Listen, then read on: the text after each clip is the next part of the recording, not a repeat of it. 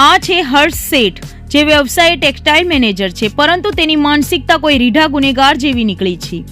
આરોપી હર્ષ કેવલ સર્કલ પાસેથી 2 શ્રમજીવી પરિવારના 11 અને 13 વર્ષના બાળકોને પોતાની જાળમાં ફસાવ્યા હતા. ઘરમાં સાફ સફાઈ કરવાને બહાને અને ચોકલેટ તથા જમવાની લાલચ આપીને આ બંને બાળકોને પોતાની લક્ઝરીઝ કારમાં બેસાડીને લઈ ગયો હતો. આરોપી બાળકોને ઉમરા વિસ્તારની એક અવાવરૂ જગ્યાએ લઈ ગયો હતો અને ત્યાં તેણે બાળકોને નિવસ્ત્ર કરીને તેમની સાથે જાતીય સતામણી કરવાનો અને વિકૃત આનંદ મેળવવાનો પ્રયાસ કર્યો હતો. એટલું જ નહીં, પોતે પણ નિવસ્ત્ર થઈને બાળકો સાથે અણછાતું વર્તન કરવા લાગ્યો હતો.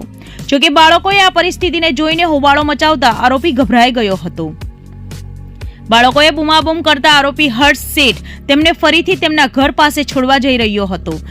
ત્યારે જ સતર્ક ઉમરા પોલીસે તેને રંગે હાથે ઝડપી પાડ્યો હતો. પોલીસે ગુનામાં વપરાયેલી લક્ઝરીઝ કાર પણ કબજે કરી છે અને આરોપી સામે અપહરણ તથા પોક્સો એક્ટ હેઠળ કડક કાર્યવાહી હાથ ધરી છે.